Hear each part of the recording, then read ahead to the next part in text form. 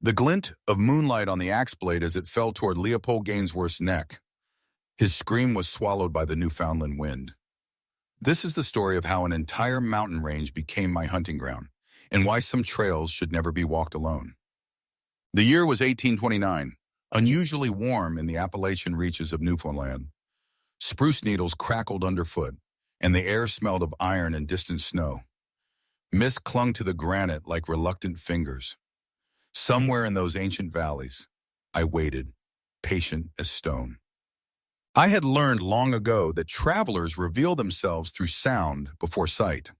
The snap of twigs, the scrape of boots, the labored breathing of men unaccustomed to the thin air. Leopold Gainsworth, a cartographer from St. John's, left Trinity Bay on September 15th with supplies for a 3-week survey. His mission was simple: map the unexplored watersheds between the Avalon Peninsula and the interior highlands, documenting potential timber routes. What the colonial authorities didn't know was that these mountains already had a guardian, one who viewed every footstep as trespass, every surveyor's stake as desecration. Official records describe Gainsworth as methodical and experienced. His journals, recovered months later, told a different story in their final entries. September 28th, inconsistent compass readings, trail markers moved or destroyed. September 30th, a sense of being observed, game trails leading to oddly arranged clearings. The truth was simpler and more terrifying. I'd been watching him since his second day. Born to Appalachian settlers who'd migrated north during the American colonial period, I understood these peaks in a way that escaped government cartographers. Every deer path, every spring, every cave that could shelter a hunter, I knew them all. More importantly, I knew how to use them. My cabin sat in a perfectly concealed hollow, its chimney smoke dispersed through a natural rock formation, invisible from any approach. Inside, shelves lined with preserving jars held lamplight, their contents too dark to identify. A collection of walking sticks leaned against the wall: ash, hickory, pine, each carved with the initials of men who no longer needed them. But my true workshop lay deeper in the mountains, where I'd spent years perfecting my craft. A network of hidden pitfalls, snares, and deadfalls. I had transformed 20 square miles of wilderness into an intricate trap. October 1st marked the beginning of what the authorities would later call the vanishing season. Gainsworth's final entry, dated October 2nd, contained just 4 words: "She knows I'm here." When search parties found his camp 3 weeks later, everything was untouched. His tent, food stores, surveying equipment. Only the man himself was gone, along with his rifle and a single cooking pot. The search leader noted peculiar gouges on nearby trees, territorial markings. I had watched them from a ledge 200 yards above, cataloging their futile efforts. Their failure satisfied me completely. The mountains had claimed another surveyor, and autumn was just beginning. But as October's chill descended, disturbing news reached Trinity Bay. Gainsworth wasn't the only one to vanish. 2 fur traders, a Methodist missionary, and a geological prospector had all disappeared. The colonial authorities couldn't imagine they'd encountered something far more dangerous than bears or treacherous terrain, a predator who understood that perfect hunting wasn't about strength or speed, but infinite patience and intimate knowledge of the land. How long can civilization ignore what it refuses to understand? And what happens when the wilderness decides to push back? Winter was coming, and I began to expand my territory. The sound of splintering bone echoed through Reverend Sybil Renford's final prayers. Her hymnal lay open to page 27, blood staining the morning frost. What happened next would force the colonial administration to confront an evil beyond church doctrine or civil law. Trinity Bay's Methodist chapel smelled of whale oil and desperation on October 10th, 1829, when Constable Nathaniel Hardcastle delivered the news of Reverend Renford's disappearance 6 days prior. Unlike Gainsworth, whose disappearance could be explained away, Renford represented something more troubling: the loss of moral authority. Her mission had been simple: deliver communion supplies to isolated families before the winter freeze. The Appalachian settlements, largely populated by American immigrants, maintained a tenuous connection to colonial religious life. Renford's monthly visits were their only link to organized Christianity. From the Trinity Bay Methodist Archives, October 4th, 1829. Reverend Renford departed at dawn, expected return, October 8th. Her route took her through territory I considered my preserve. Her first 3 stops went without incident. Each homestead offered the same reports. Game was scarce, strange sounds echoed at night, and elaborate snares appeared near their properties. Renford documented these concerns, attributing them to the natural anxieties of autumn. What she failed to recognize was that every family she visited had been under observation for weeks. Her 4th stop, at Augusta Pennington's isolated homestead, would be her last. Pennington lived alone where 2 deer trails converged near a spring. A widow whose husband had died in a logging accident, she had chosen solitude. Her homestead represented the extreme edge of Methodist missionary territory. When Renford arrived on October 5th, she found Pennington terrified. "She's been watching," the widow whispered. Renford attempted rational explanations, but Pennington's description was chilling. The watcher was definitely female, definitely human, and moved through the forest with an unnatural understanding of invisibility. Pennington had also discovered evidence of deliberate manipulation around her property. Tool handles loosened, well ropes frayed, cabin hinges tampered with. Renford spent the night, offering prayers. Her journal entry from October 5th reveals growing unease. "I had been testing new methods of psychological pressure, refining techniques to drive settlers away without direct confrontation. Fear, properly applied, was more efficient than violence. But the Reverend's presence complicated my plans. A Methodist missionary represented outside authority. Her disappearance would trigger unwanted attention. I faced a choice: abandon my expanding territory or escalate. I chose escalation. Renford's horse was found grazing peacefully near Pennington's Spring on October 7th, but the Reverend herself had vanished. Pennington's account contained contradictions. The Reverend's disappearance marked a crucial shift in my methodology, from opportunistic hunting to systematic territorial expansion. How do you hunt someone whose disappearance will be noticed? By October's end, 3 more homesteads had been abandoned. The colonial government was about to learn that some mysteries grow more dangerous the deeper you dig.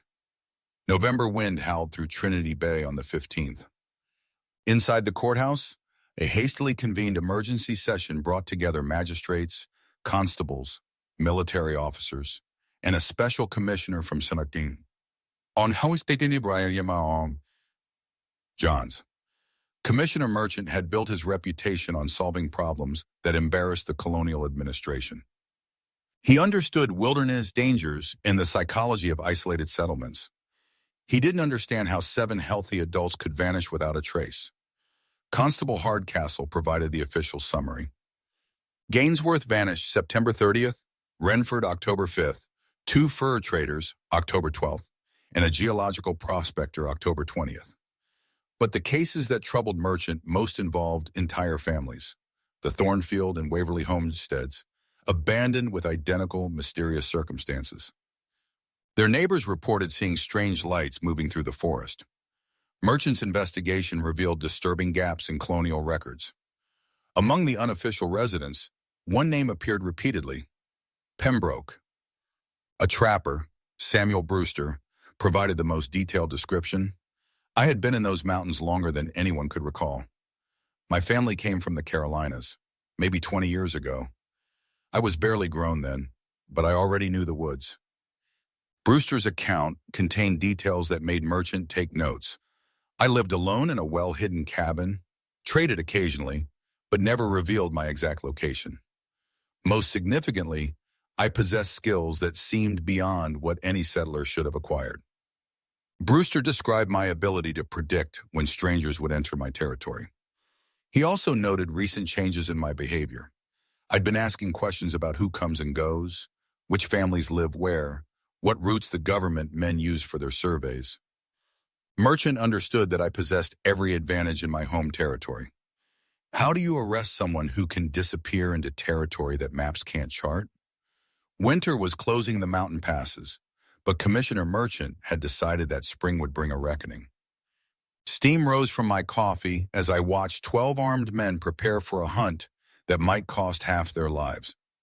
By April 15th, 1830, colonial authorities had assembled the largest manhunt in Newfoundland's recorded history. Merchant's strategy relied on superior numbers and careful coordination, using the Mi'kmaq trackers to identify signs that European eyes might miss. What he couldn't anticipate was how thoroughly I had prepared. The first day proceeded without incident. But as they moved beyond the last settled homesteads, subtle signs appeared, game trails modified, landmarks altered, fallen trees strategically placed. By evening of the second day, the expedition had established camp near the abandoned Thornfield homestead.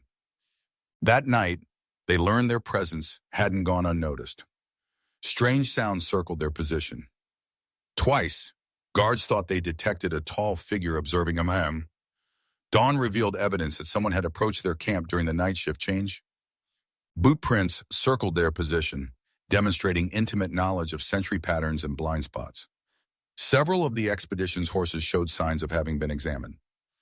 The Mi'kmaq trackers provided insights. The tracks belonged to someone who moved through the forest with skills that exceeded normal wilderness experience. The expedition's third day brought their first direct encounter with my handiwork. Following a game trail, they discovered a clearing containing evidence of systematic butchering operations. Personal effects were carefully sorted and preserved. Leopold Gainsworth's compass and Reverend Renford's pocket watch were among them. I had been hunting people for years. The search party made camp that evening. They had found evidence of my activities, but I remained elusive. The fourth day brought answers that half the expedition wouldn't survive to remember. Constable Wicklow's scream cut through the morning mist. When the echo faded, only 11 men remained. Dawn on April 24th broke gray and cold. The attack began before anyone realized it had started. Wicklow's position was empty, his rifle untouched. The Mi'kmaq trackers found evidence that defied logical explanation. Wicklow's tracks stopped abruptly mid-stride, as if he'd been lifted into the air. 20 yards beyond Wicklow's abandoned post, they discovered a small depression in the pine needles, where I had waited patiently. Broken pine branches, disturbed earth, and cairns marked a trail I wanted them to follow. Merchant chose pursuit. By afternoon, they discovered evidence that Wicklow wasn't my first victim that day. A temporary camp had been abandoned in haste, with equipment scattered. Among the scattered equipment, Hardcastle identified items belonging to previous expedition members, arranged as if displayed for inspection. I had been preparing for this confrontation. The answer came as evening approached. A long, mournful howl echoed across the mountains. Between the howls, they could hear Wicklow's voice calling for help. The night was about to teach them that some hunts end only when the last hunter falls. Wicklow's final scream shattered the mountain silence just as Sergeant Morrison's throat opened under my blade. 2 men down, 9 remaining, and the darkness was just beginning. The attack came at 11:47 p.m. I had infiltrated their camp using techniques that bordered on supernatural. I had approached during the evening shift change, utilizing every natural depression, every shadow, every blind spot. Morrison's death came first. His body was arranged where it would be discovered quickly. Constable Davies found Morrison's remains at midnight. The second attack targeted their communications. Using throwing knives, I struck sentries in positions where their deaths would create the largest gaps in defensive coverage. The expedition's defensive perimeter collapsed. 7 men remained, huddled together. Matthew Kopp, the remaining Mi'kmaq tracker, provided insights. I was not hunting for food or territory. This was war. My strategy had evolved beyond simple predation to territorial cleansing. At 2:15 a.m., I made my boldest move yet. A burning arrow struck the expedition's supply cache, igniting gunpowder and provisions. In that brief moment of firelight, the survivors caught their first clear glimpse of me. The explosion served purposes beyond psychological intimidation. It destroyed most of their ammunition, food, and medical supplies. The message was unmistakable: surrender or die. Commissioner Merchant studied his remaining men, understanding that they faced an opponent whose capabilities exceeded anything in his military experience. Dawn brought no relief. I emerged from the morning mist, nearly 6 feet tall, lean as a winter wolf, wearing clothing that combined traditional frontier garb with modifications. My silver hair was braided with small bones, finger joints, teeth, fragments that told stories of previous hunts. But my eyes contained cold intelligence. "Gentlemen," I said, "you've traveled considerable distance to visit my home. I trust the accommodations have been educational." Merchant stepped forward, hand resting on his pistol grip. "Drusilla Pembroke, by authority of His Majesty's colonial government, you are under arrest for murder." "Murder?" I asked, genuinely puzzled. "Commissioner, you misunderstand. I am not a criminal violating your laws. I am natural law operating exactly as nature intended." My explanation revealed a philosophy that chilled the expedition survivors. For 20 years, I had lived according to principles that predated colonial law, Christian morality, or civilized concepts of human rights. Anyone entering my domain without permission represented invasion. Every man who disappeared died because he presumed ownership of land that was never his to claim. Matthew Kopp understood my reasoning, but my territorial claims extended beyond simple survival philosophy. I had transformed 20 square miles of wilderness into an elaborate killing ground. Each disappearance had been carefully planned. Your missing persons represented different categories of challenge that required different solutions. Merchant attempted to maintain official protocol. "Regardless of your justifications, you will surrender and submit to colonial justice." My laughter interrupted him. "Commissioner, you still fail to grasp the fundamental reality. You are not conducting an arrest in colonial territory. You are trespassing in my domain, where I am judge, jury, and executioner." The final confrontation began not with violence, but with negotiation.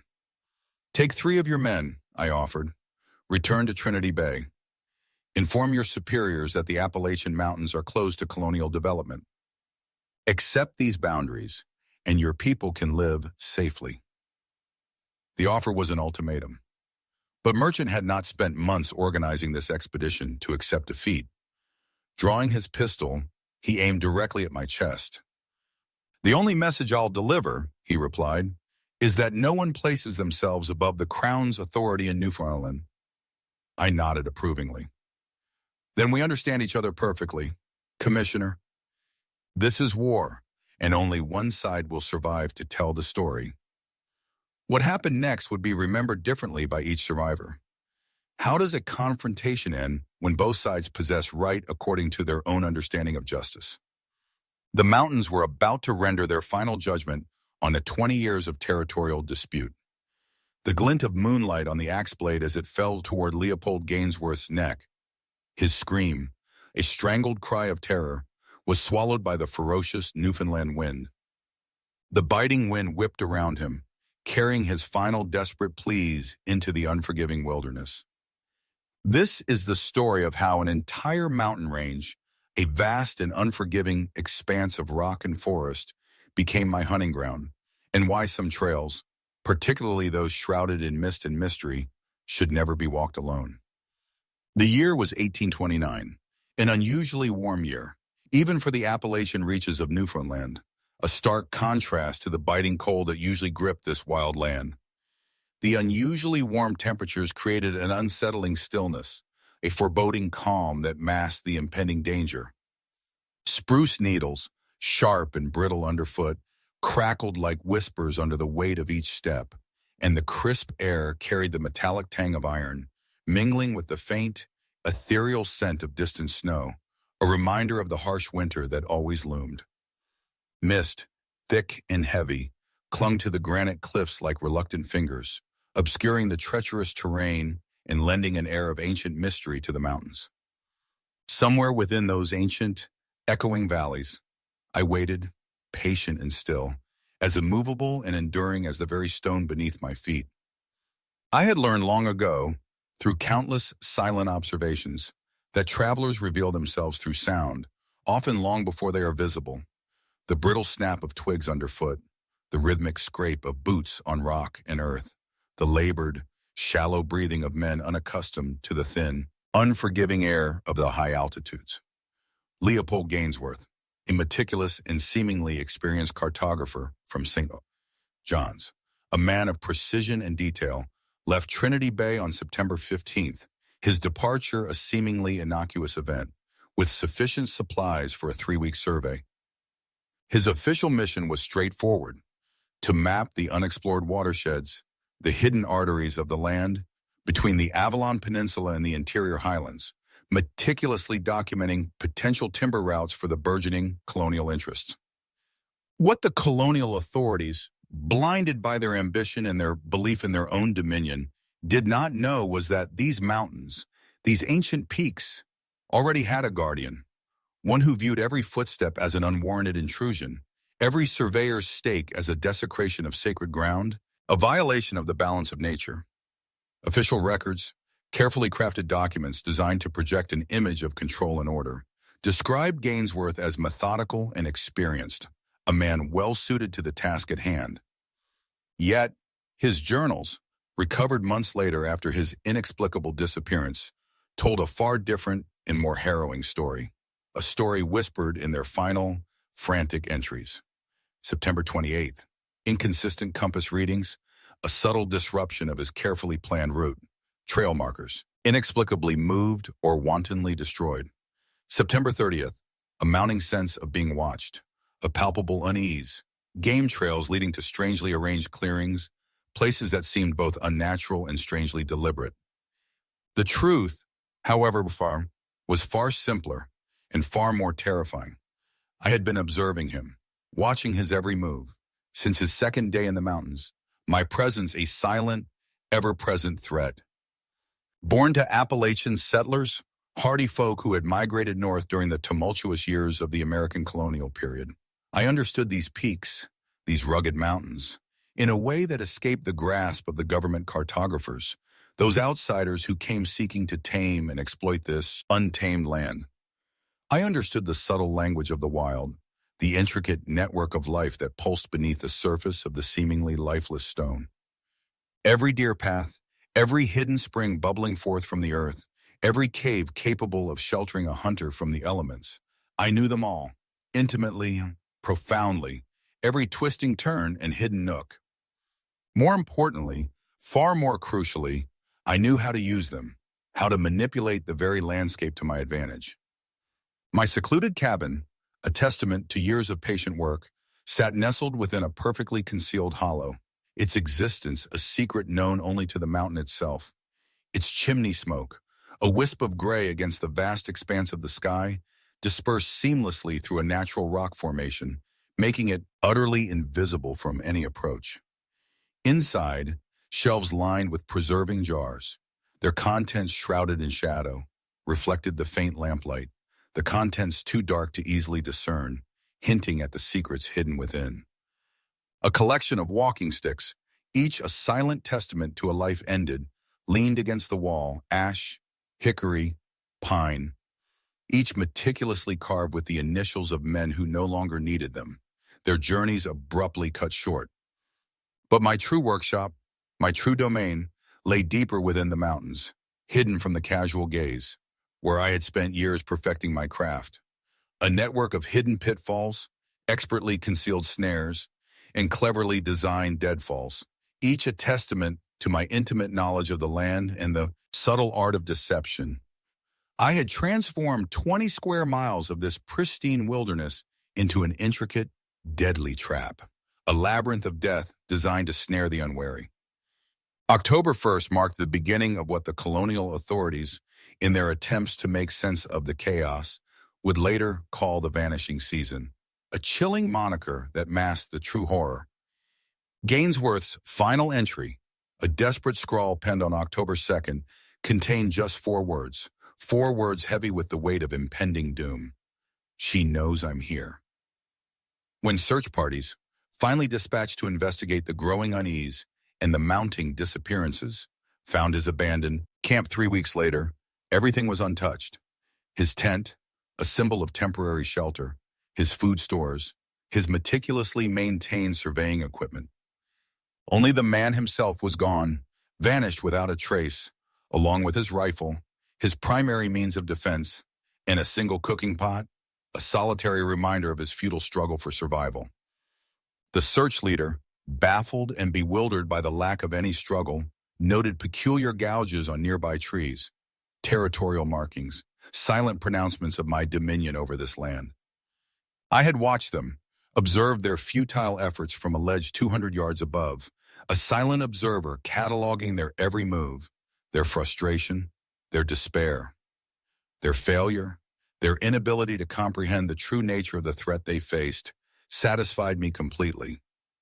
The mountains, silent witnesses to countless struggles, had claimed another surveyor, another victim of the wild, and autumn, with its chilling winds and impending darkness, was just beginning. But as October's chill, a palpable sense of foreboding descended upon the land, disturbing news reached Trinity Bay, a ripple of fear spreading through the isolated settlements. Gainsworth wasn't the only one to vanish, his disappearance merely the prelude to a far greater and more unsettling horror. 2 fur traders, men hardened by years of life in the wilderness, a Methodist missionary, a woman of faith, and a geological prospector, a man driven by his curiosity and the pursuit of knowledge, all had disappeared, their fates unknown, their stories left untold. The colonial authorities, clinging to their comfortable illusions of order and control, could not imagine that they had encountered something far more dangerous than bears or treacherous terrain, something far more insidious and far more cunning, a predator, a silent hunter, who understood that perfect hunting, true mastery of the hunt, wasn't about brute strength or blinding speed, but about infinite patience, unwavering resolve, and an intimate, almost supernatural knowledge of the land. How long, I wondered, watching their efforts from the shadows, can civilization ignore what it refuses to understand, what it fears to confront? And what happens, what terrible consequences unfold, when the wilderness, that ancient force that predates all human ambition, decides to push back, to reclaim its own? Winter was approaching, the mountains bracing themselves for the icy grip of the coming season, and I began to expand my territory, my domain of death, extending the scope of my influence. The sound of splintering bone, a sickening crunch, echoed through Reverend Sybil Renford's final prayers, a horrific counterpoint to the sanctity of her faith. Her hymnal, a symbol of hope and faith, lay open to page 27, blood staining the pristine white of the morning frost, a macabre and chilling testament to her demise. What happened next, what followed in the wake of her brutal murder, would force the colonial administration, those who believed themselves to be masters of their domain, to confront an evil that lay far beyond the scope of church doctrine or civil law, an evil that lurked in the heart of the wild.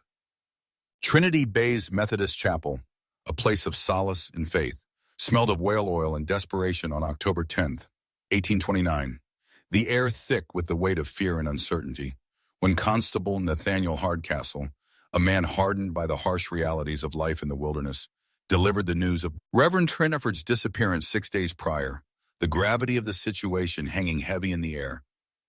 Unlike Gainsworth, whose disappearance, however strange, could be somewhat explained away, attributed to the dangers of the wilderness, Renford represented something far more troubling, far more unsettling, the loss of moral authority, the shattering of faith. Her mission had been straightforward, a simple act of faith and compassion, to deliver communion supplies to isolated families, scattered across the rugged landscape, before the encroaching winter freeze, ensuring that they were not cut off from the sacraments.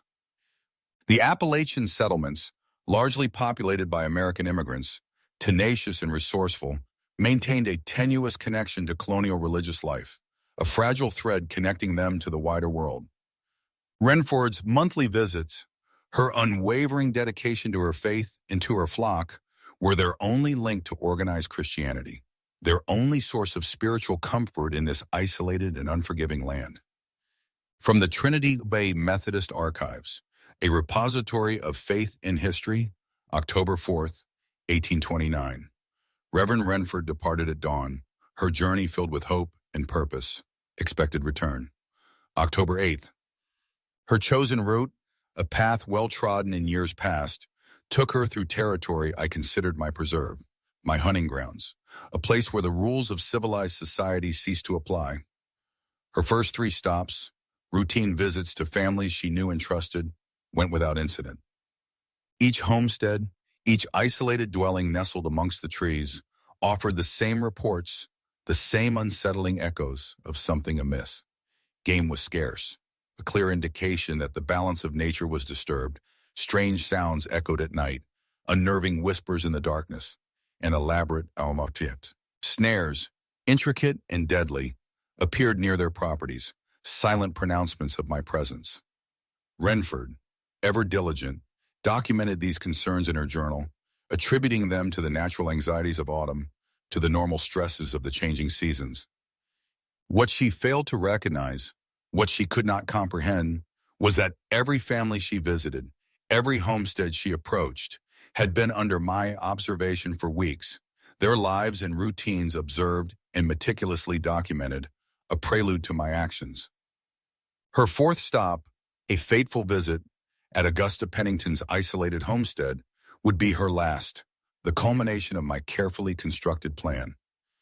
Pennington, a widow whose husband had perished in a logging accident, a testament to the harsh realities of life in the wilderness, lived alone where 2 deer trails converged near a spring, a place of both life and death.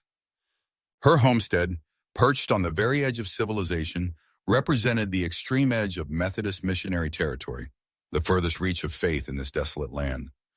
When Renford arrived on October 5th, she found Pennington, her face etched with fear and apprehension, terrified.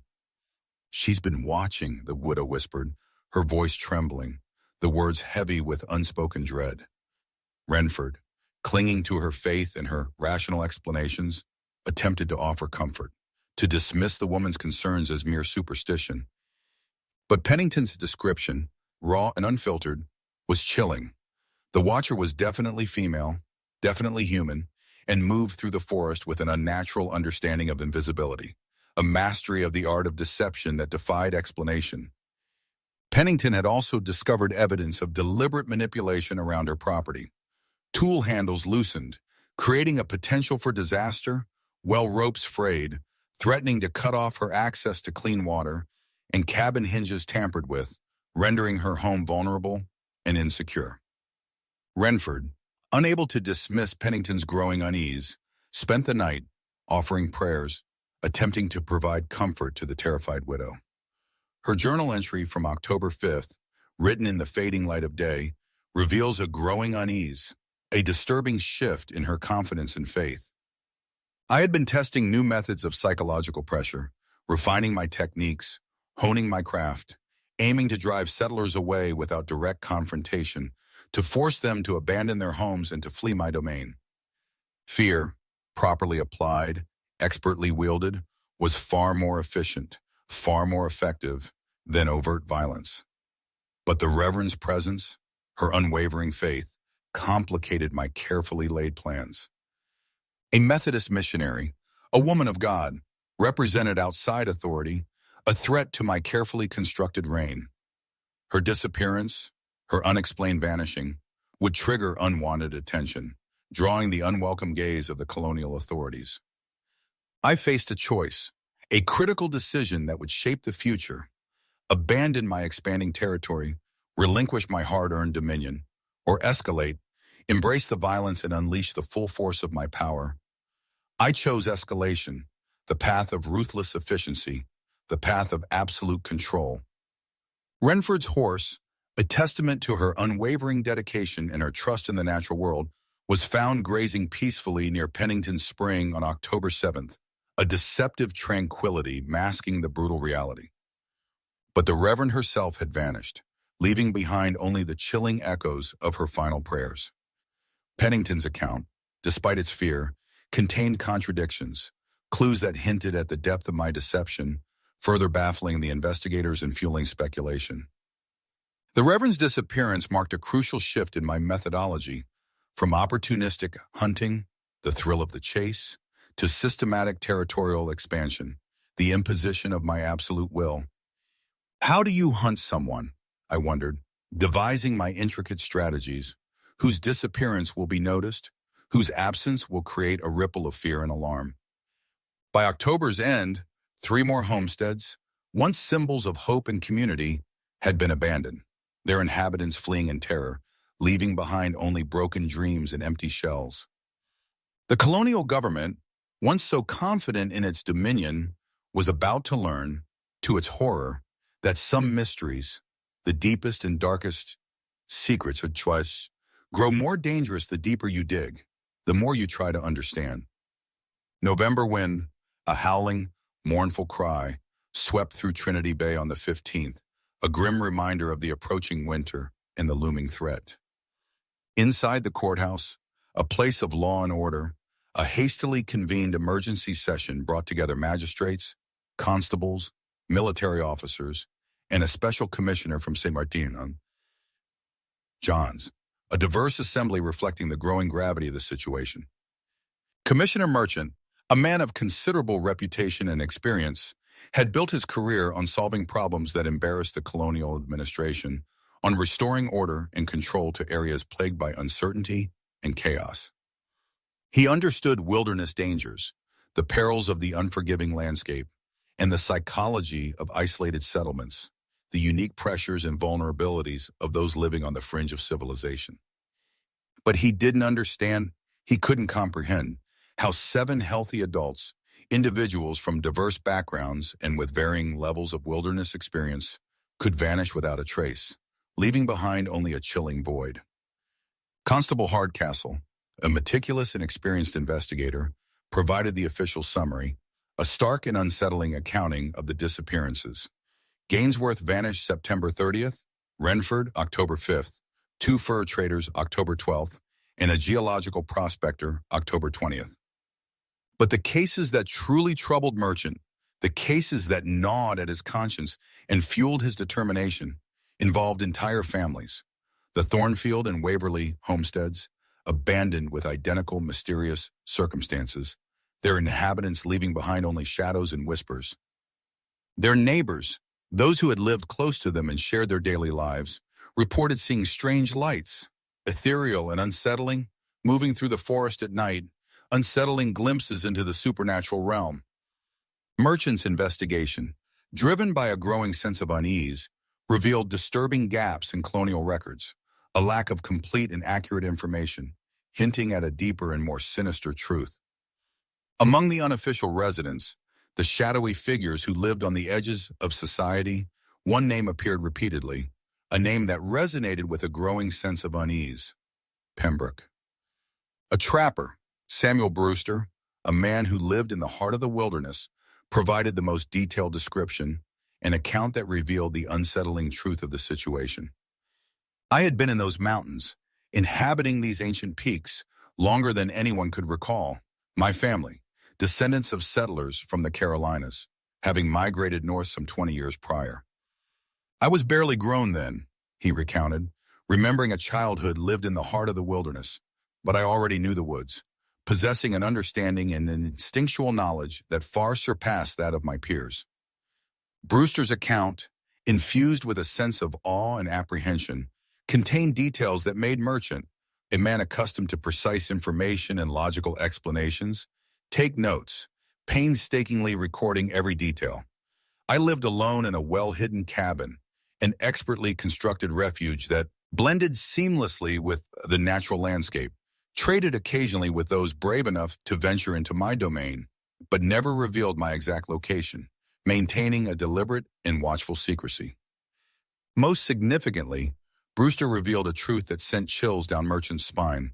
I possessed skills, abilities that seemed beyond what any settler, no matter how experienced or resourceful, should have acquired. Brewster described my ability to predict when strangers would enter my territory, an almost supernatural prescience. And he also noted recent changes in my behavior.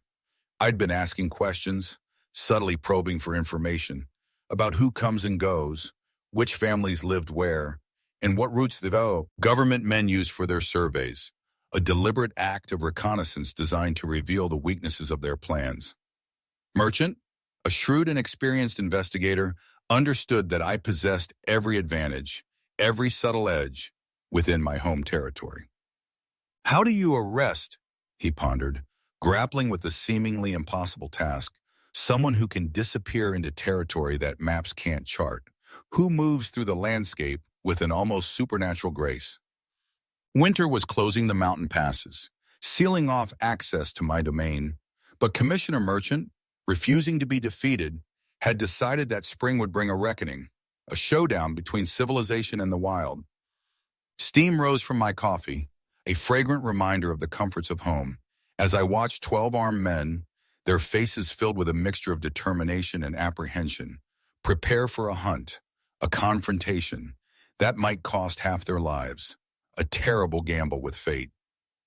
By April 15th, 1830, colonial authorities had assembled the largest manhunt in Newfoundland's recorded history, an unprecedented display of force designed to bring me to justice. Merchant's strategy, carefully constructed and meticulously planned, relied on superior numbers and careful coordination, utilizing the skills of Mi'kmaq trackers, masters of the wilderness, and experts in reading the subtle clues of the natural world, to identify signs that European eyes might miss, to uncover the secrets that had eluded them for so long. What he couldn't anticipate, what he could not possibly fathom, was how thoroughly I had prepared, the depth of my knowledge and the extent of my preparations. The first day of the manhunt proceeded without incident, a deceptive calm masking the impending storm. But as they moved beyond the last settled homesteads, ventured further into my territory, subtle signs appeared, game trails modified, altering their routes and their expected paths, landmarks altered, subtle changes in the landscape that disoriented and misled, fallen trees strategically placed, obstacles carefully crafted to impede their progress. By evening of the second day, the expedition, weary and disoriented, had established camp near the abandoned Thornfield homestead, a haunting reminder of those who had gone before. That night, they learned, to their horror, that their presence hadn't gone unnoticed. Strange sounds, unsettling whispers in the darkness, circled their position, their presence a palpable threat. Twice, guards, their senses heightened by the encroaching darkness, thought they detected a tall figure, a shadow moving in the periphery of their vision, observing them, monitoring their every move. Dawn revealed evidence, stark and chilling, that someone had approached their camp during the night shift change, a cunning and calculated infiltration. Boot prints, expertly placed and carefully concealed, circled their position, demonstrating intimate knowledge of sentry patterns and blind spots, highlighting the weaknesses in their defenses. Several of the expedition's horses, symbols of strength and endurance, showed signs of having been examined, touched and assessed, hinting at the depth of the intruder's knowledge. The Mi'kmaq trackers, masters of their craft, provided insights, their experience translating the silent language of the wilderness. The tracks belonged to someone who moved through the forest with skills that exceeded normal wilderness experience, someone with an almost supernatural mastery of the land. The expedition's third day brought their first direct encounter with my handiwork, a confrontation with the chilling reality of my capabilities. Following a game trail, a seemingly innocent path, they discovered a clearing containing evidence of systematic butchering operations, a grim and disturbing testament to my activities. Personal effects, meticulously sorted and preserved, were scattered across the clearing. Leopold Gainsworth's compass, a symbol of his lost ambition, and Reverend Tarnford's pocket watch, a testament to her lost faith, were among them, grim reminders of my previous victims. I had been hunting people, systematically and deliberately, for years, my craft honed to perfection, my actions a carefully crafted dance of death. The search party, shaken and unnerved, made camp that evening. They had found evidence of my activities, irrefutable proof of my presence, but I remained elusive, a ghost moving through the landscape, a wraith haunting their every step. The fourth day brought answers, chilling revelations that half the expedition wouldn't survive to remember, a terrible price for their hubris. Constable Wicklow's scream, a piercing cry of terror, cut through the morning mist, a desperate plea that was quickly silenced. When the echo faded, only 11 men remained, the ranks thinned by the relentless hand of death. Dawn on April 24th broke gray and cold, a foreboding dawn that presaged the horrors to come. The attack began before anyone, even the most vigilant sentries, realized it had started, a sudden and brutal onslaught that shattered the illusion of safety. Wicklow's position was empty, his rifle untouched, his absence a chilling testament to the swiftness and precision of the attack.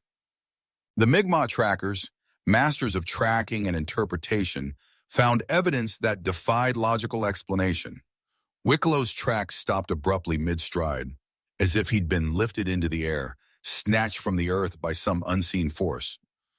20 yards beyond Wicklow's abandoned post, they discovered a small depression in the pine needles, where I had waited patiently, a silent predator waiting for the opportune moment to strike. Broken pine branches, disturbed earth, and cairns, carefully constructed markers, marked a trail, a deceptive path I wanted them to follow, leading them deeper into my deadly trap. Merchant, refusing to retreat, chose pursuit, driven by a relentless pursuit of justice and a determination to uncover the truth. By afternoon, they discovered evidence that Wicklow wasn't my first victim that day, the horrific reality dawning on them. A temporary camp had been abandoned in haste, equipment scattered haphazardly, a testament to the panic and terror of the moment. Among the scattered equipment, Hardcastle, his experience guiding his assessment, identified items belonging to previous expedition members, arranged as if displayed for inspection, a cruel mockery of their efforts. I had been preparing, meticulously and deliberately, for this confrontation, for this final showdown. The answer, the chilling truth, came as evening approached. A long, mournful howl, a primal and terrifying cry that echoed the depths of the wilderness, echoed across the mountains. Between the howls, the mournful cries, they could hear Wicklow's voice, his cries a desperate plea for rescue, a haunting testament to his desperate struggle. The night Osaria, with its cloak of darkness and its aura of mystery, was about to teach them, to impart a brutal lesson, that some hunts end only when the last hunter falls, the ultimate sacrifice to the relentless forces of the wild. Wicklow's final scream, a desperate cry swallowed by the night, shattered the mountain silence just as Sergeant Morrison's throat opened under my blade, the cold steel piercing his flesh, ending his life with ruthless efficiency. 2 men down, 9 remaining, their numbers dwindling, and the darkness, with its potential for unseen dangers, was just beginning. The attack, sudden and brutal, came at 11:47 p.m. The culmination of my carefully crafted strategy. I had infiltrated their camp, moving unseen through the darkness, utilizing techniques that bordered on supernatural, my movements a silent dance through the shadows. I had approached during the evening shift change, exploiting the gaps in their defenses, utilizing every natural depression, every shadow, every blind spot, to conceal my movements and to maximize my advantage.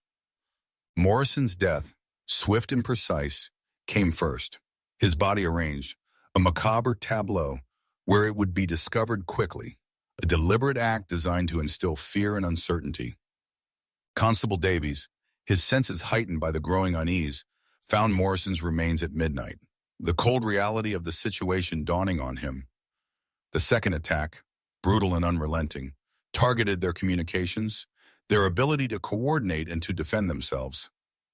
Using throwing knives, weapons wielded with deadly precision, I struck sentries in positions where their deaths would create the largest gaps in defensive coverage, a deliberate and calculated strategy designed to collapse their defenses. The expedition's defensive perimeter, once a symbol of strength and unity, collapsed, the ranks thinned by the relentless assault. 7 men remain, their morale shattered, huddled together for protection, their numbers dwindling. Matthew Kopp, the remaining Mi'kmaq tracker, a man who had seen much violence and death in his lifetime, provided insights, his observations painting a chilling picture. I was not hunting for food or territory. This was war, a brutal and relentless battle for dominion over the wilderness. My strategy had evolved beyond simple predation, the thrill of the chase, to territorial cleansing, the systematic removal of those who dared to intrude upon my domain. At 2:15,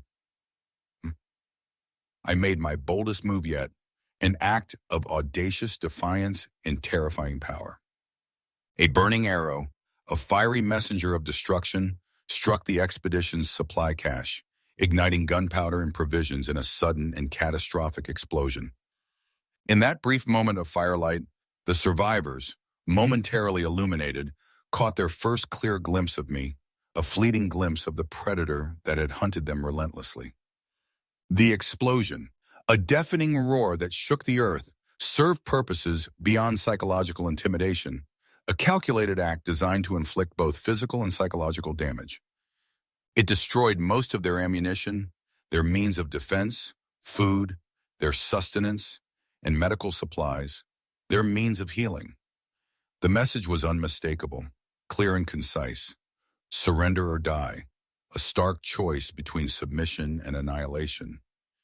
Commissioner Merchant, a man accustomed to command and control, studied his remaining men, understanding with chilling clarity that they faced an opponent whose capabilities exceeded anything in his military experience, whose mastery of the wilderness far surpassed his own. Dawn brought no relief, no respite from the horrors to come.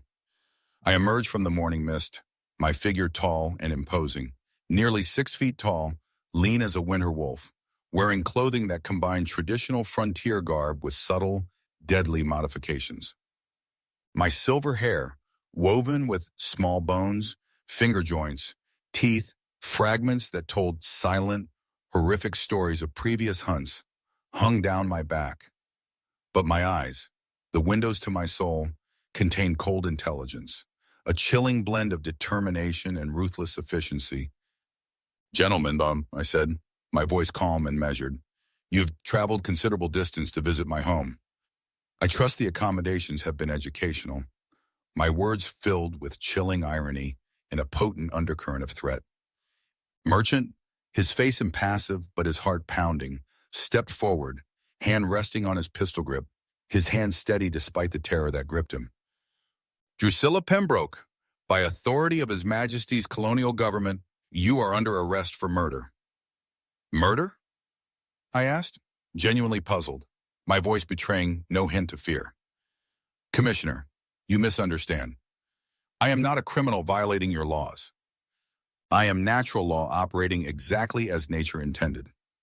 My explanation, delivered with calm precision, revealed a philosophy that chilled the expedition survivors to the bone.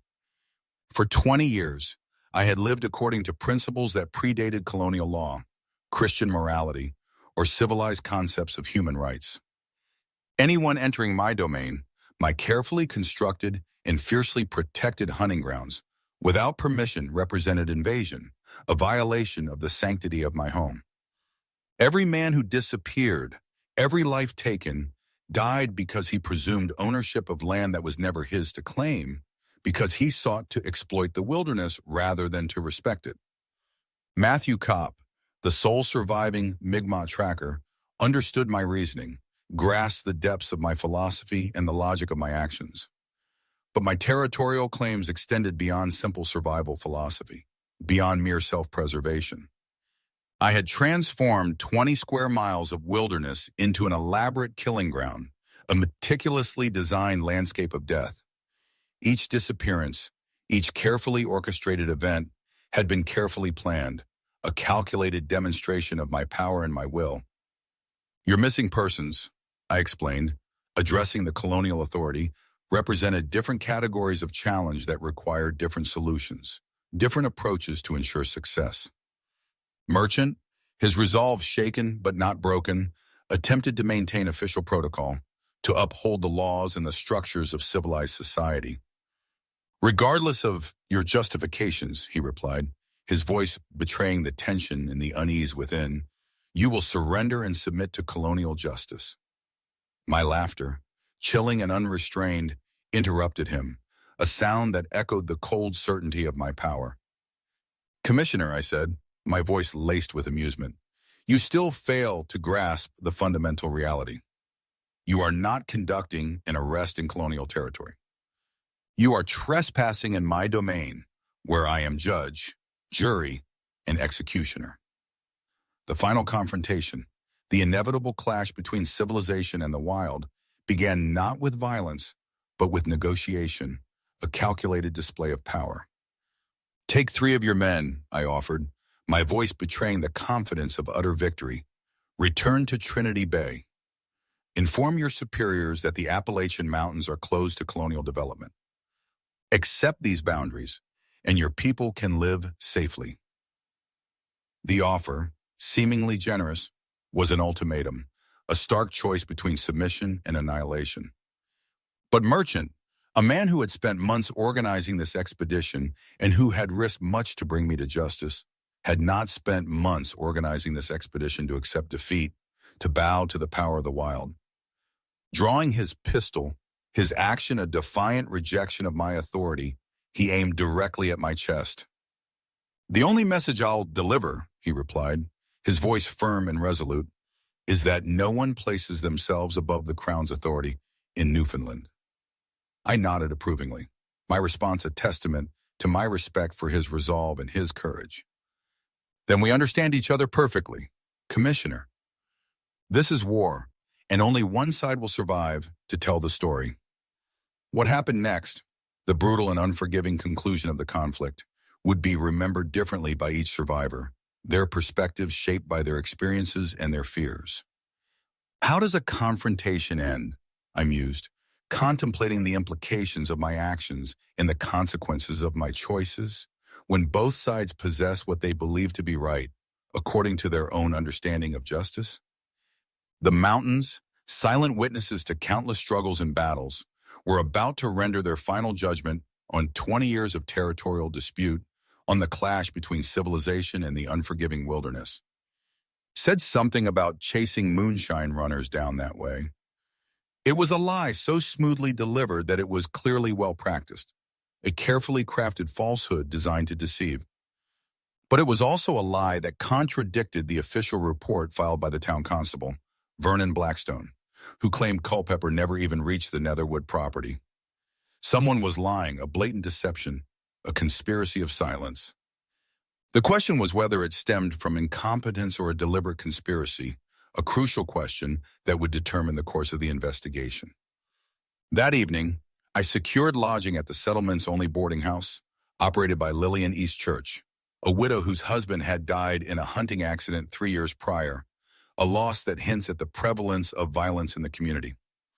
Over supper of venison stew and cornbread, I started asking cautious questions about the Netherwood family. The response was immediate and revealing. Conversations abruptly ceased. Eyes dropped to their plates. The room's temperature appeared to plummet 10 degrees. They keep to themselves, Lillian finally offered, her voice barely a whisper, a statement that betrayed the town's fear and complicity. Good neighbors, though, always willing to help when times get hard. Help how? I pressed. Food mostly. Always got meat to share when hunting's poor. Bartleby Underwood, an elderly trapper who'd consumed excessive corn liquor, inadvertently revealed something more telling. Netherwood's got a powerful, strange way of hunting. Never seen 'em track game like normal folks, but they always come back with something. When I prompted him for clarification, the old man's face turned pale.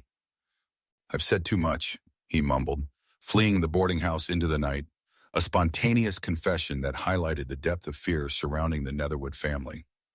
The next morning brought my first significant breakthrough in the case. While examining the area where Culpeper's horse had been found, I discovered something the local constable had either missed or deliberately ignored. A piece of torn cloth snagged on a thorn bush, the coarse federal issue wool from a tax collector's coat. a piece of crucial evidence. More importantly, I found tracks. Not the haphazard patterns of a man fleeing in terror, but the methodical impressions of someone being dragged, a clear indication of a premeditated crime.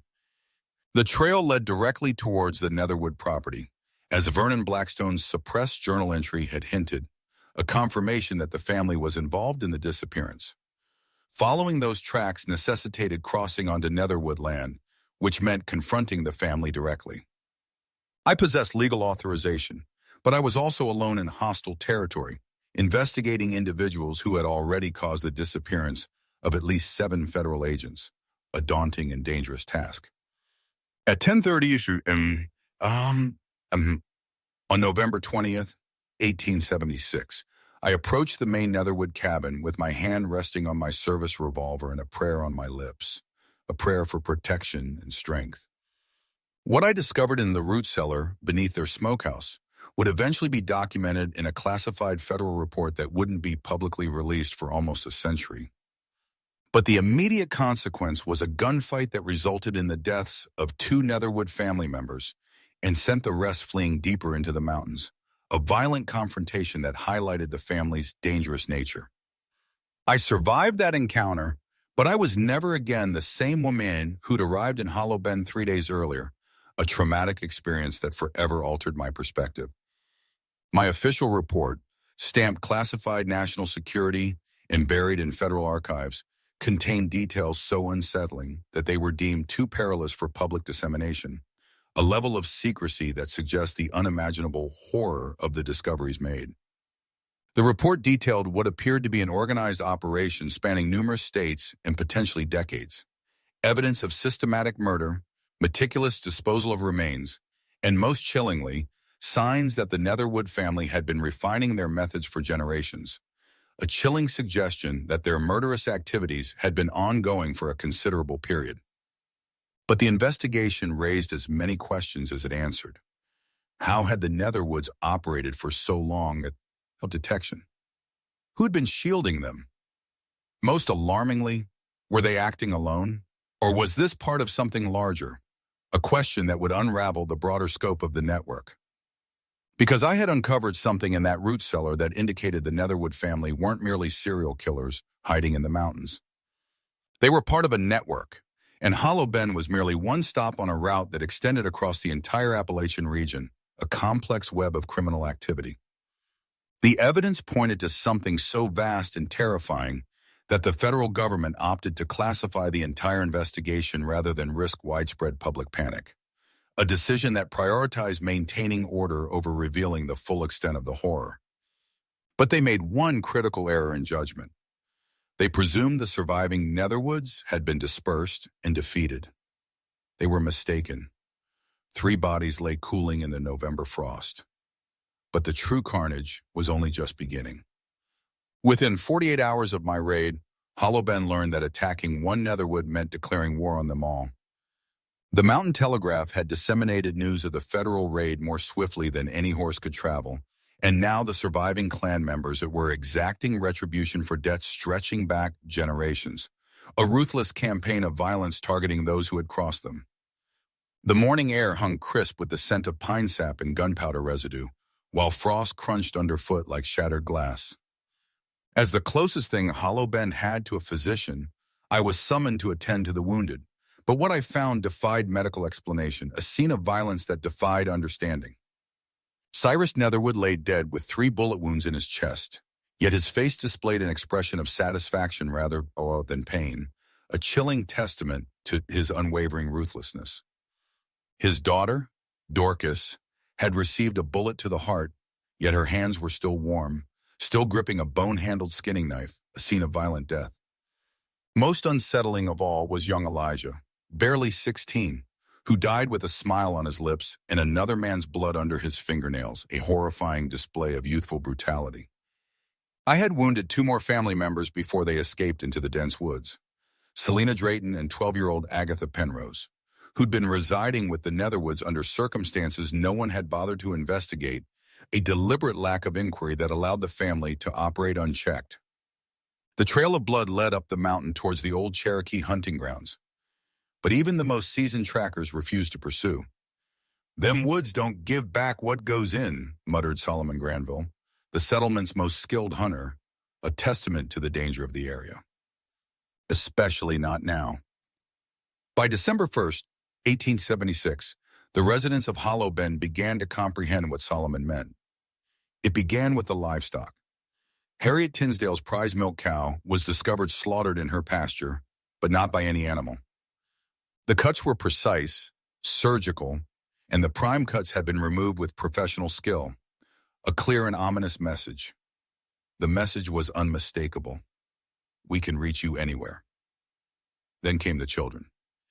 Orlando Whitford's 8-year-old son vanished from his own backyard on December 3rd while playing within sight of the family cabin. The boys' tracks led to the tree line, where they were joined by barefoot prints too small to belong to an adult, but too purposeful to belong to another child. A search party located the boy 3 days later, alive but altered, an experience that profoundly changed his understanding of life and death. He'd been fed and cared for, even bathed and clothed in clean garments. But he couldn't, or wouldn't, speak about his whereabouts or who had taken him. All he would repeatedly say in a sing-song voice was, "The lady in the woods says the debt ain't paid yet." The federal government's response was rapid and decisive. They completely abandoned Hollow Bend. My classified report had reached Washington within a week of the raid, and the decision was made at the highest levels. Rather than risking more personnel in what appeared to be an organized resistance movement, the Department of Treasury would simply write off the mountain settlements as ungovernable territory, a decision based on the impracticality of continuing to fight the Netherwood family. The official explanation was bureaucratic efficiency. The cost of maintaining a federal presence in such remote areas exceeded any potential tax revenue, an explanation rooted in political expediency. But the true reason was buried in my report, in a section marked Eyes Only Executive Level. Subject location appears to be center of organized criminal network spanning multiple states. Evidence suggests operation has been active for decades, possibly generations. Recommend immediate military intervention or complete withdrawal. Half measures will result in loss of additional personnel. The government chose withdrawal, but the Netherwood Network had no intention of allowing the matter to rest, a decision based on self-preservation. Within a month of the raid, similar incidents started occurring throughout the Appalachian region. Federal agents disappeared in Tennessee, Virginia, and North Carolina. Tax collectors found their horses dead and their equipment destroyed, a systematic campaign of terror. Revenue officers discovered their families' names carved into trees near their homes, always accompanied by detailed descriptions of their children's daily routines, a disturbing level of surveillance and knowledge. The blood debt was being collected, a systematic retribution for any perceived transgressions. The network's reach became evident through a pattern of seemingly unrelated incidents. Most chilling of all was the discovery made by Theochry Blakemore, a federal marshal investigating the disappearance of 2 agents near the Tennessee border. Concealed in a cave system that local Cherokee guides refused to enter, he found what appeared to be a makeshift headquarters, maps detailing federal agent routes, detailed surveillance notes on government personnel, and a ledger tracking what they called outstanding obligations, a testament to the family's meticulous planning and organization. The ledger, written in multiple hands, contained entries spanning 23 years. Each page documented federal interference in what they termed family business, along with the subsequent retribution, a detailed chronicle of their crimes.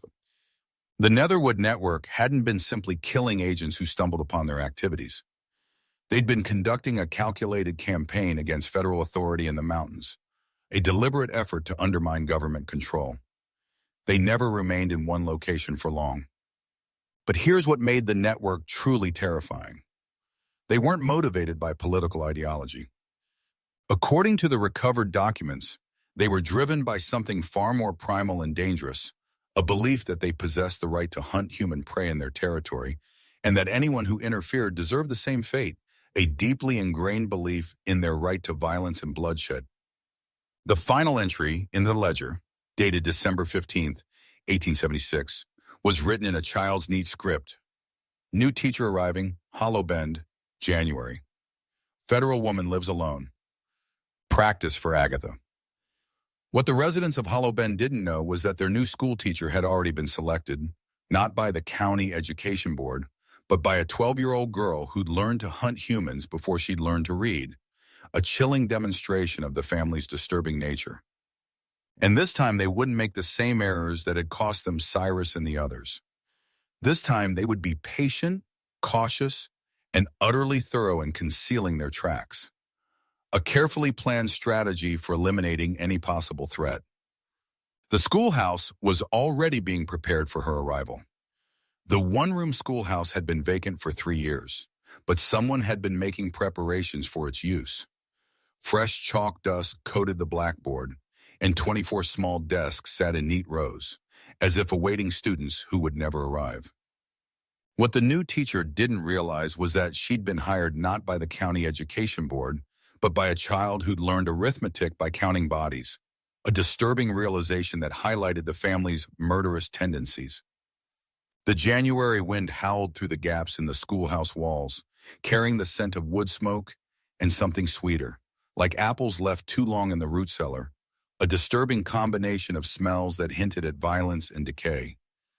I adjusted my wool coat and surveyed my new domain with the optimism of a 23-year-old college graduate who believed education could tame any wilderness, a naive belief that would soon be shattered.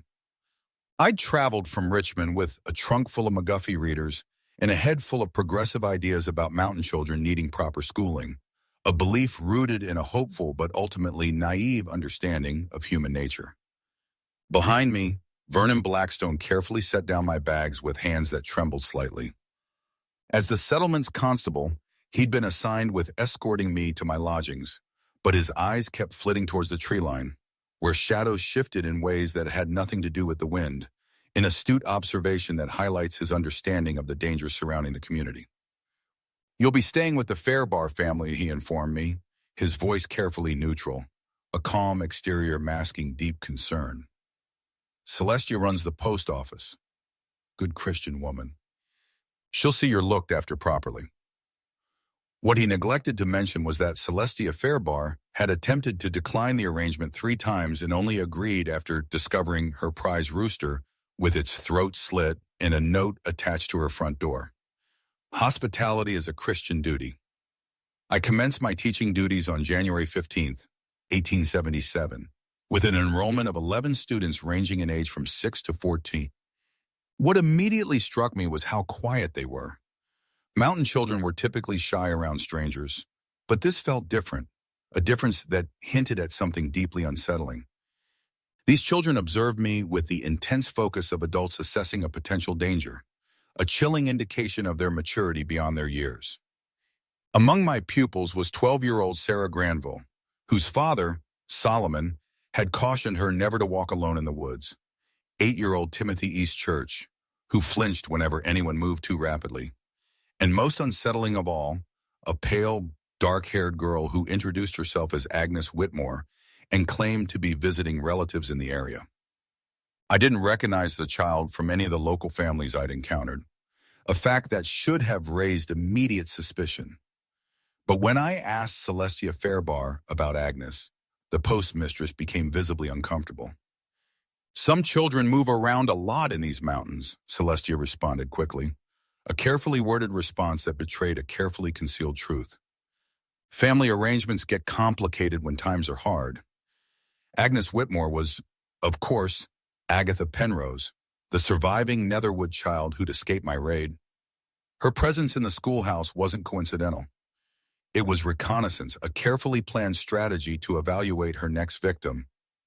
For 3 weeks, I taught reading, writing, and arithmetic to children who already possessed far more knowledge about death than any textbook could ever impart, a chilling disparity between their learning and their understanding of the world around them.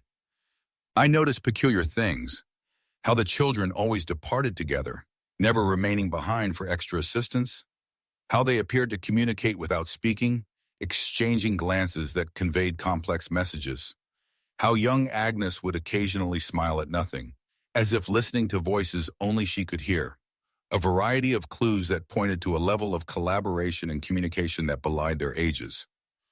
Then came February 6th, 1877, the day I made my fatal error.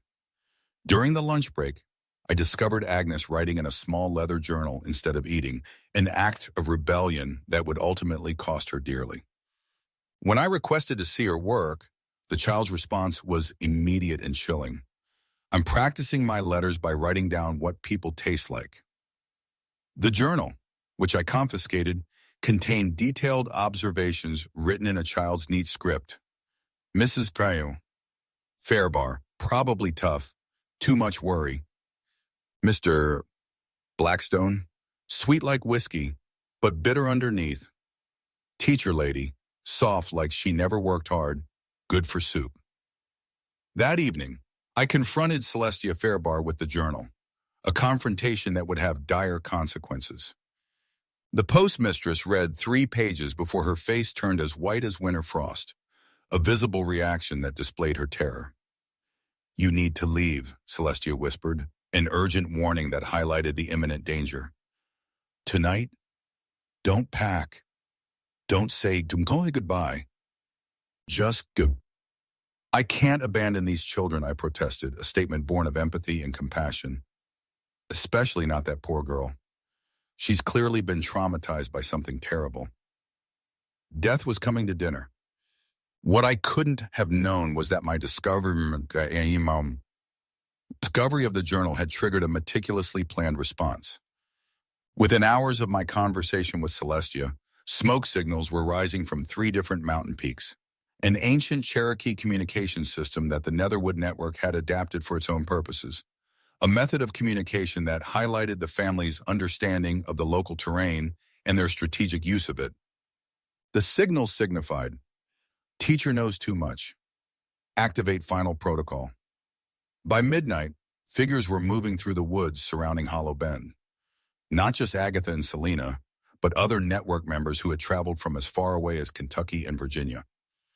The federal government's withdrawal from the mountains had created a power vacuum, and the Netherwoods intended to fill it, a calculated power grab that aimed to maintain the status quo. At 2:30 on February 7th, I awoke to find Agnes Whitmore standing beside my bed in the Fairbar guest room. The child's nightgown was clean and white, her hair neatly braided, but her eyes held the calculating gleam of a predator sizing up its prey, a terrifying display of innocence masking malevolence. I came to collect my journal, Agnes stated politely, and to thank you for being such a good teacher. I reached for the journal on my nightstand, but Agnes halted me with a gentle touch. That's not how we collect things in our family, the child explained, a clear and chilling declaration of the family's methods. We take everything. The screaming that followed roused half the settlement, but no one came to investigate. They'd learned over the previous few months that curiosity could be fatal, a tragic lesson learned through years of fear and repression. Instead, they remained in their beds, pulled their covers over their heads, and pretended they heard nothing but the wind, a deliberate act of self-preservation. By morning, the schoolhouse stood empty once more, its door hanging open, chalk dust swirling in the mountain breeze. My trunk remained in the Fairbar house. My lesson plan still lay on the kitchen table, but I had vanished as completely as if I'd never existed, a total and complete disappearance. The only evidence of my fate was discovered by young Timothy East Church, who found my spectacles hanging from a tree branch near the old Cherokee hunting grounds, cracked and spattered with something dark, a gruesome testament to my demise. But here's what made this disappearance different from all the others. Agnes Whitmore had made a mistake. In her eagerness to eliminate the threat I represented, she'd acted without her elders' consent. And in the Netherwood family, unauthorized killings carried a penalty that even children had to pay, a brutal family code that demanded obedience. The true horror was only just beginning. The child's punishment commenced at dawn, but the screaming didn't start until they brought out the branding iron. In the Netherwood family, unauthorized killings weren't merely errors. They were acts of theft from the clan's collective harvest, a serious offense against the family's established order. What transpired next would teach the residents of Hollow Bend that there were worse things than being hunted by the family. Being caught in the crossfire when they turned on each other, a violent internal conflict that would further terrorize the community. The morning mist rose from the valley floor like smoke from a funeral pyre, carrying the acrid smell of burnt wood and the metallic scent of fresh blood, a chilling and evocative description of the scene. Deep in the Cherokee hunting grounds, where federal agents feared to venture and local trackers refused to follow, the surviving members of the Netherwood Network had gathered for what they referred to as a family meeting. The clearing they'd chosen had been used for such purposes before. Circles of stones marked spots where prior transgressions had been addressed, and the ground was dark with stains that decades of mountain rain had never completely cleansed, a chilling reminder of past violence and bloodshed. Selena Drayton, the pale woman who'd claimed to be Cyrus's mail-order bride, stood at the center of the circle with the authority that comes from being the eldest surviving member, a position of power attained through violence and brutality. Her face bore fresh wounds from my raid, but her eyes held the cold calculation of a woman who'd been making life-or-death decisions since before some of her family members were even born, a woman whose actions were born of long years of violence and control. Around the circle stood the network's regional representatives. Matthias Culpepper's actual killer, a gaunt man who introduced himself as Isaiah Brimstone, the Kentucky contingent led by a woman known as Mother Hemlock, and 3 Tennessee mountain families who'd been supplying information and victims to the Netherwoods for over a decade, a wide-ranging network of collaborators and victims. At Selena's feet, bound with hemp rope and gagged with her own hair ribbon, lay 12-year-old Agatha Penrose, the child who'd been playing the role of innocent Agnes Whitmore, now facing judgment for the crime of acting without authorization, a clear violation of family rules. The trial, if it could be so termed, lasted precisely 17 minutes, a short but brutally efficient proceeding. Child took what wasn't hers to take, Selena announced to the assembled clan, a stark judgment of the child's actions. Teacher woman was marked for harvest, but timing wasn't set. Girl moved too quick, made too much noise, brought attention we can't afford. Isaiah Brimstone spat tobacco juice into the fire, a brutal gesture that signified his immediate judgment. In Kentucky, we just put her down and be done with it. Can't have family members going rogue. But Mother Hemlock, whose weathered face suggested she'd been making these decisions longer than anyone present, shook her head, a sign of her disapproval. Girl's got talent. Saw how she handled that teacher. Clean, quiet, no unnecessary mess. Just needs proper guidance. What followed was a debate that exposed the true structure of the Netherwood Network, a detailed exploration of the structure and function of this deadly organization. This wasn't a random gathering of mountain psychopaths. It was an organized criminal enterprise with regulations, territories, and a hierarchy that had been developing for generations, a detailed and clearly defined organizational structure. The network functioned on a system of quotas and territories. Each family group was responsible for a specific geographic area and was expected to provide a certain number of harvests per year to maintain their standing within the organization, a system designed to maintain efficiency and control. Victims were carefully chosen to avoid detection. Drifters, federal agents, traveling merchants, and other outsiders who wouldn't be immediately missed. A deliberate strategy aimed at avoiding suspicion. But the system necessitated discipline, coordination, and above all, patience, traits necessary for sustained success in their murderous enterprise. Family justice operated according to its own rules, rules that were ruthlessly enforced. Agatha's unauthorized killing had violated several protocols, a serious offense that necessitated swift and brutal punishment. She'd acted during a period when the network was supposed to be lying low after the federal raid, a violation of established procedure. She'd targeted someone with local connections who would be swiftly missed, a strategic error in judgment. And worst of all, she'd acted independently without seeking approval through the appropriate channels, a fatal flaw that led to her punishment. The punishment, when it arrived, was swift and instructive. They didn't kill her. Instead, they branded her. A brand seared into her left shoulder that would identify her as a rogue operative to any network member she encountered, a mark that would identify her as an outcast. The brand was designed to be visible, yet not immediately apparent, concealed under clothing, but revealed whenever she undressed or bathed. More significantly, they assigned her a mentor. Mother Hemlock would assume custody of the child and train her appropriately in Kentucky, far from the Hollow Bend territory that had become too hazardous for network operations, a strategic relocation designed to ensure the network's continued operation. But before they could relocate their operations, they had one final matter to resolve. My disappearance had been noticed. Despite their precautions, Celestia Fairbar had sent inquiries to the county education board, and rumors were circulating that another federal investigation might be launched. The network needed to provide a believable explanation for my fate, one that would satisfy the authorities without revealing the truth, a calculated strategy designed to avoid further investigation.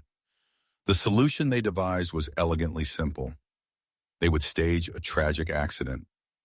On February 14th, 18, search parties would discover my body in a remote ravine, apparently the victim of a fall during a nature walk. My injuries would be consistent with the narrative. My personal belongings would be found nearby, and there would be no signs of foul play, a carefully staged scene designed to appear natural and believable. What the searchers wouldn't know was that the body had been prepared weeks in advance, carefully preserved in the network's mountain hideouts, and strategically injured to support the accidental death storyline, a meticulously planned deception that aimed to eliminate any trace of foul play.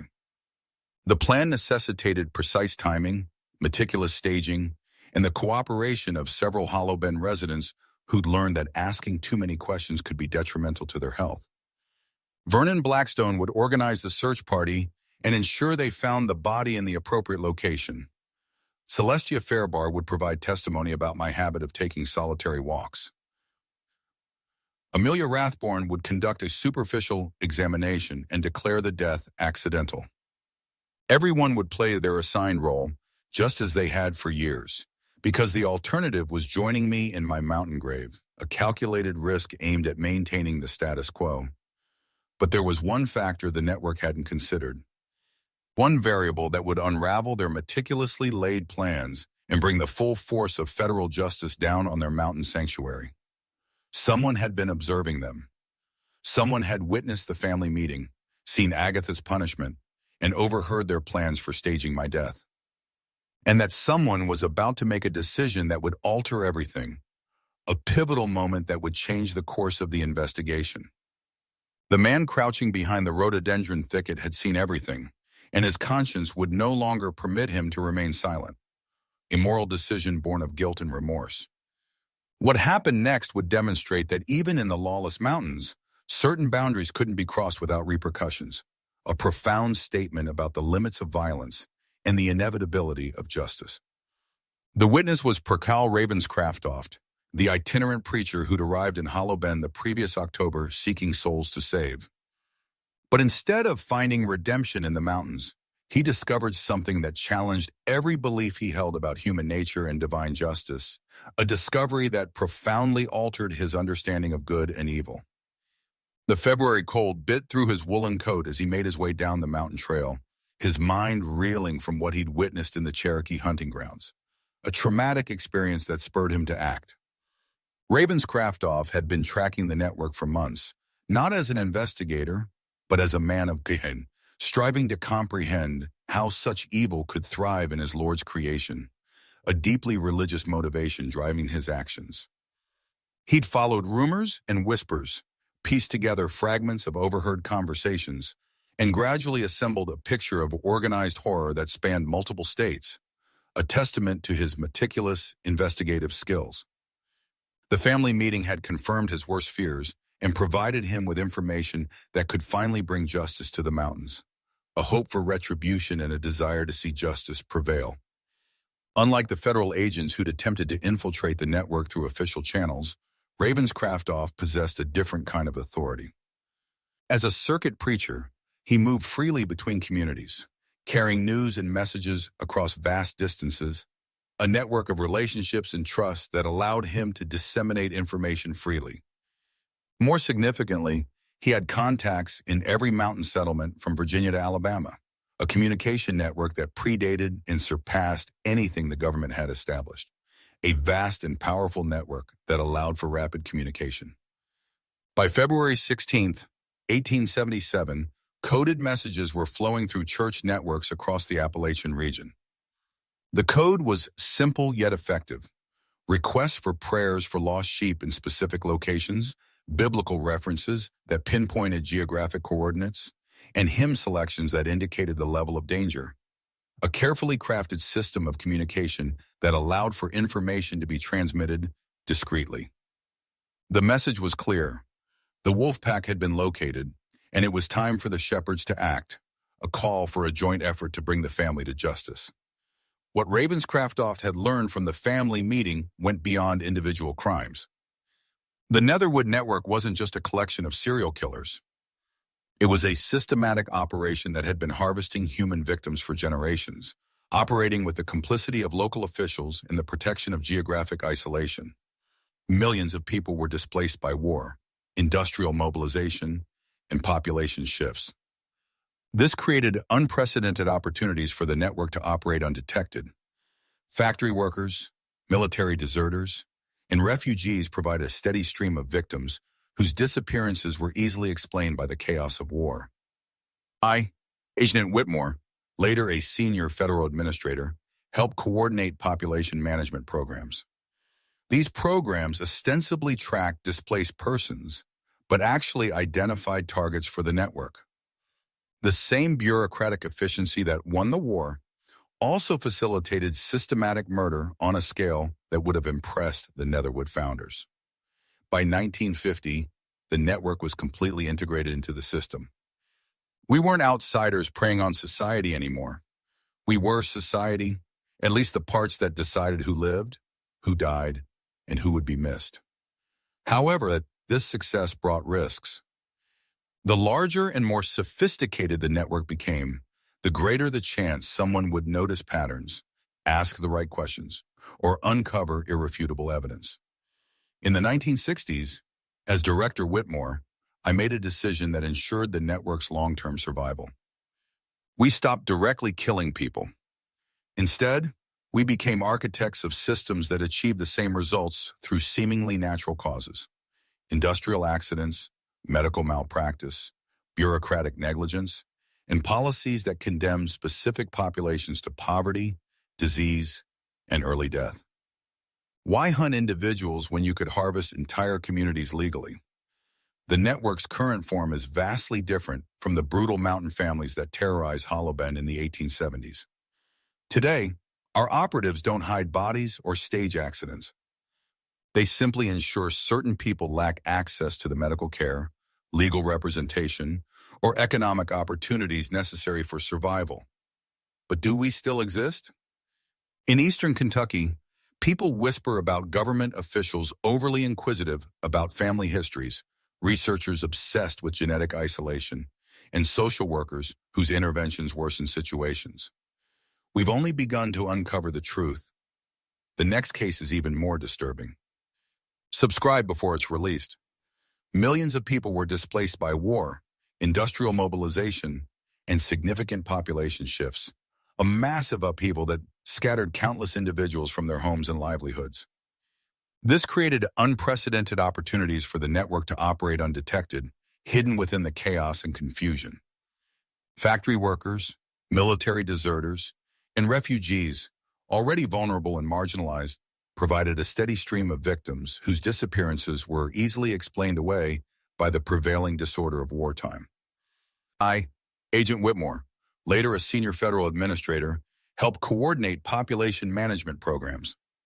These programs, while ostensibly designed to track and assist displaced persons, served as a clandestine mechanism to identify targets for the network's operations.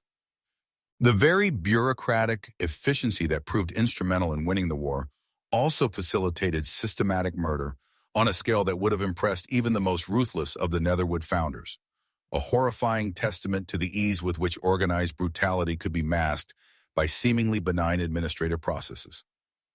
By 1950, the network was completely integrated into the system, its tendrils woven deeply into the fabric of society. We weren't outsiders preying on society anymore.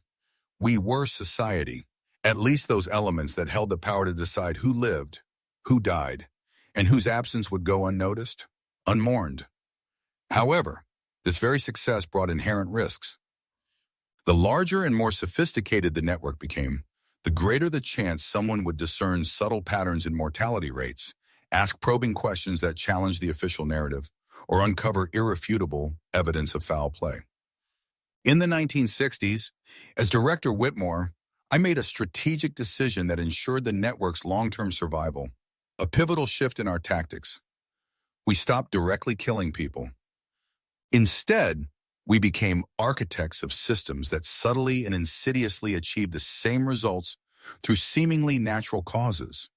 Industrial accidents that were suspiciously frequent, cases of medical malpractice that went unpunished, bureaucratic negligence that impacted certain communities disproportionately, and policies that condemned specific populations to a slow, agonizing decline into poverty, disease, and premature death. Why hunt individuals when you could legally harvest entire communities?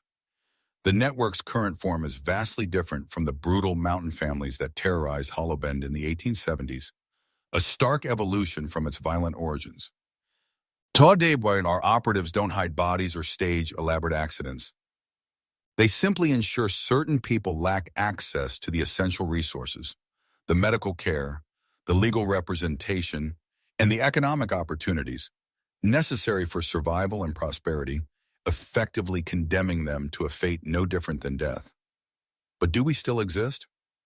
In eastern Kentucky, persistent rumors circulate among the populace, whispers of government officials exhibiting an overly inquisitive interest in family histories, researchers displaying an unsettling obsession with genetic isolation within specific communities, and social workers whose interventions, rather than offering help, seem to exacerbate pre-existing problems, worsening already precarious situations. We've only begun to uncover the truth, to peel back the layers of deception and obfuscation. The next case is even more disturbing, revealing even more profound implications of this insidious network's continued operation. Subscribe before it's released. The glint of moonlight on the axe blade as it fell toward Leopold Gainsworth's neck. His scream was swallowed by the Newfoundland wind. This is the story of how an entire mountain range became my hunting ground, and why some trails should never be walked alone. The year was 1829, unusually warm in the Appalachian reaches of Newfoundland. Spruce needles crackled underfoot, and the air smelled of iron and distant snow. Mist clung to the granite like reluctant fingers. Somewhere in those ancient valleys, I waited, patient as stone. I had learned long ago that travelers reveal themselves through sound before sight. The snap of twigs, the scrape of boots, the labored breathing of men unaccustomed to the thin air. Leopold Gainsworth, a cartographer from St. John's, left Trinity Bay on September 15th with supplies for a 3-week survey. His mission was simple: map the unexplored watersheds between the Avalon Peninsula and the interior highlands, documenting potential timber routes. What the colonial authorities didn't know was that these mountains already had a guardian, one who viewed every footstep as trespass, every surveyor's stake as desecration. Official records describe Gainsworth as methodical and experienced. His journals, recovered months later, told a different story in their final entries. September 28th, inconsistent compass readings, trail markers